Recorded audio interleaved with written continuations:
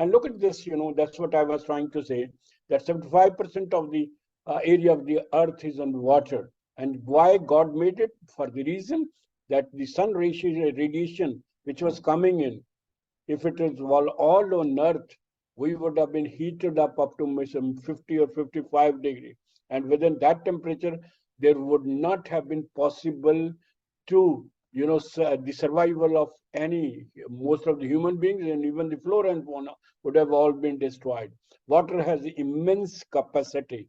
That's latent heat. And that's why you don't find the temperature of the water doesn't rise, because there is immense potential of that is the latent heat, which is required by water to get heated up. And that's, this water is there for the reason that this planet becomes sustainable, livable, the temperature does not rise. And that's what, there is, that balance has been created. And if you look at this as 75%, in terms of area we were talking about, in terms of, water, it is 97.5% water, which is in the sea itself. Only 2.5 is fresh water. And most of the fresh water is under glacier and groundwater. And only surface water is 0.4. So the limit of water, God has said we need to value it. That's what he wanted, that this water is, if it's not plenty available, it has been made available for you. And please understand, water is a finite resource. You cannot add water, you cannot subtract water. It is only one form of the other that we see, that water gets changed in rain, etc., or you are polluting. But again, the entire water system remains a finite system. Water in Indian context remains very, very important. We know we have only 4% of the global water. We have 1/6 of the population. We're already the most populated country in the world with 141 crore, And it's said by, 2030, we could be 160 crore. And, God knows, the projections are that India is by 2050 is going to be 150 crores. But I think we are going to, exceed those targets, and we're going to be the way we're going at around 1.8 crore. We're adding 1.8 crore human beings. Sorry, right. Can I step in for just 5-10 seconds? No problem, please. Just to say that here is a group of people who are fully aware of all of these concerns. I agree. What they will want to hear from you will be how you look at India and net zero wastewater. Right, sir.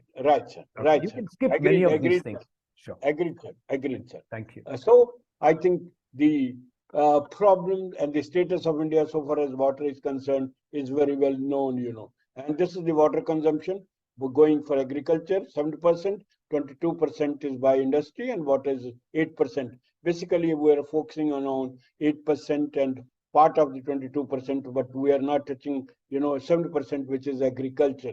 So water remains very, very important for the reason, that the consumption pattern remains different and distinct, And we all know, the water flow within the rivers has been changing and it's been reducing, and only the Indus and Narmada during last 10 years recorded some increase in water. Majority of rivers are basically getting deficient in water.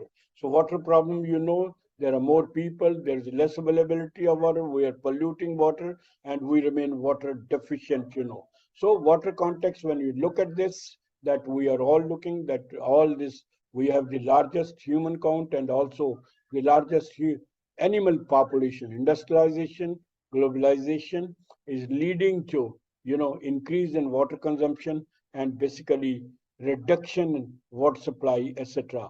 Unfortunately, we are having less respect and regard for this, and we are, not looking water as a resource and a gift of the nature.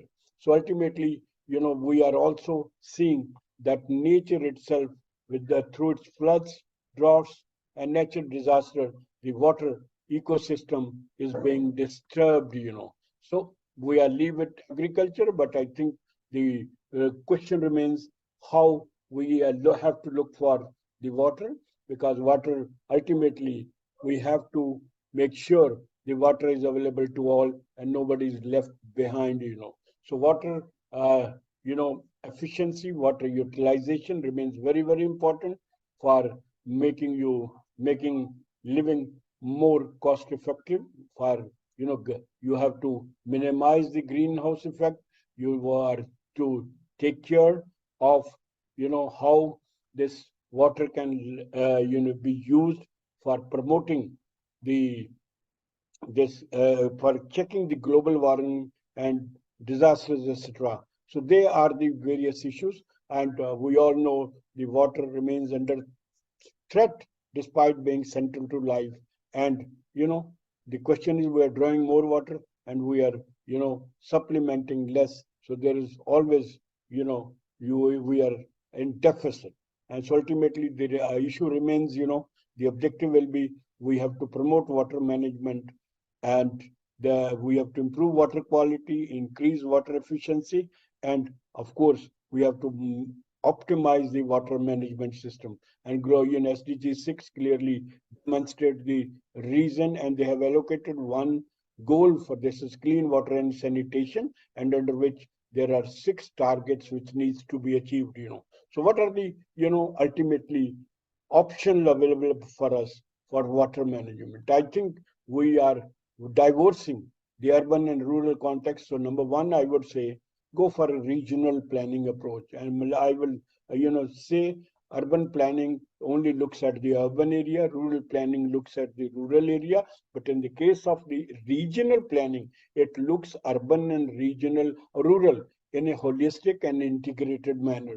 So therefore, if the water sources are to be optimized, both available in urban and rural area, and the water utilization has to be made, in a collective manner, then urban and rural area has to be looked further, and there can't be a better option, and that's what the regional planning approach is there. Secondly, what I'm trying to suggest is that one, you are using planning as a mechanism for rationalizing the utilization and optimization of water. Secondly, we are seeing, when we are looking at the regional planning, urban and rural, then we can see that urban water, wastewater which is coming out, the after treatment, it can be used for meeting the water demand for agriculture of the surrounding area. So that means the 70% of the water which is drawn and used by agriculture, that is all groundwater. That I think will be minimized and will be much safer. So secondly, what I'm trying to say, the wastewater of the urban settlement should be used for the rural agriculture. Then water management should be made, water conservation and water management should be made as urban planning process. Unfortunately, if you see the master plan, you see all the Bangalore even master plan, you see any master plan only talks about that how you are sourcing water there, how you are supplying water. They are not looking at the water management itself. So ultimately, unless and until this is made as integral part of the master plan or development plan, or all long-term and strategic plan which are evolved for the urban area or for any area, I think it will be very difficult, then otherwise it becomes more marginalized. So ultimately, water it comes to be, we are following a policy of draining water. I think water is not to be drained off. Water needs to be retained. For that, you make cities spongy. So, and then within these cities, you find there are large complexes, large hospital, large institutions which are located there. Rather than looking at all these urban areas, I think you start all these urban complexes, which like institutions are there. The Indian Institute of Science is there. You have a lot of industries. HAL is there. I think those institutions must be asked to become zero wastewater, and it is possible because they are not water organization. They will be able to do it. So these planning, so when you are planning cities, I think large complexes needs to be made water efficient and zero water. Then landscaping remains one of the very, very important. Landscaping has two aspects. Landscaping offer you opportunity of absorbing water, but also please ensure the landscaping which is normally done is consumes a lot of water. The grass basically it consumes a lot of water. So therefore, we have to be very careful when we are having parks and open spaces developed, So those areas, they have to be seen that they have minimum, basically, consumption of water. And then you have a landscaping, flora and fauna, which are basically local, and they know how to survive.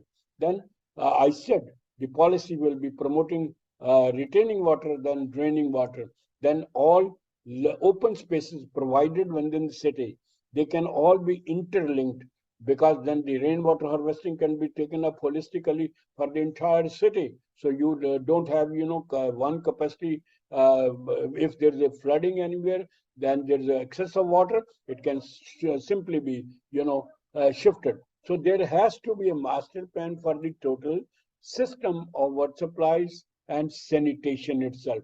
And ultimately, when we are preparing the master plan, I think the greatest blunder is done that we do not identify the existing water system or water drainage channels, and those, unfortunately, and the low-lying area, and those areas are ultimately, used for urbanization, and that's where go wrong. If you see all this, if you map the larger city, and if you make, identify the water body, water channel, which has already been existing, if they are protected and preserved, and they are integrated in the master plan as a, area where this water can be collected, so I think we will be much better off then.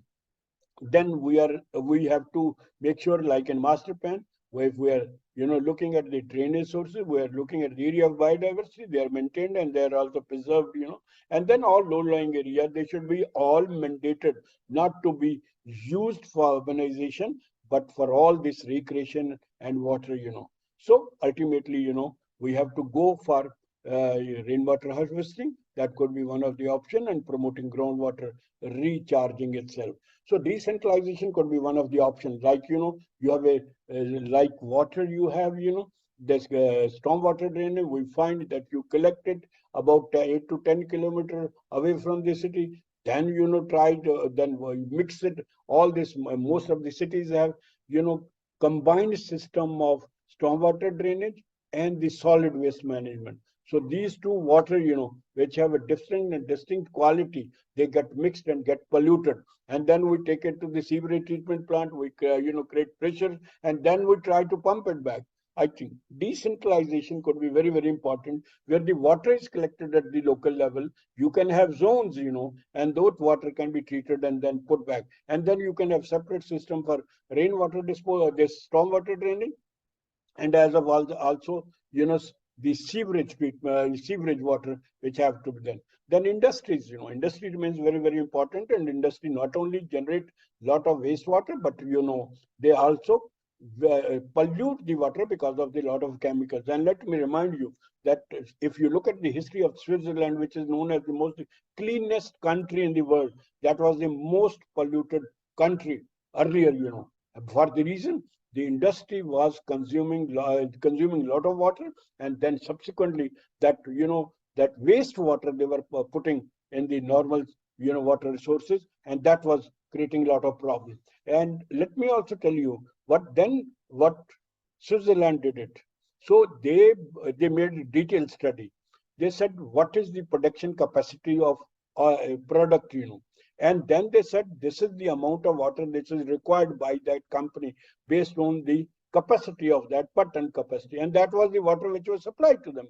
And the company was told, if you are asking more water than this, you will be charged 2 or 3 times more, money for this. And secondly, they asked them that you cannot throw water, you have to recycle the water, whatever is there, and consume water there. And over a period of time, you find the Switzerland has graduate from the most polluted area to the most, environmentally sensitive. Let me also tell you, in most of the American cities, this is a mandate, that all the rainwater which is falling in your compound, you have to retain it.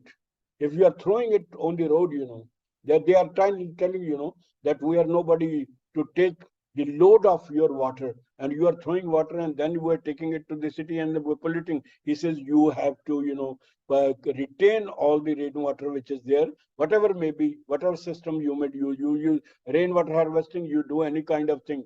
And if you are not doing, you are charged tax, for discharging the water. I think that has helped in reducing the water discharge of rainwater, and also, that rainwater harvesting has been made as an integral part of the housing itself.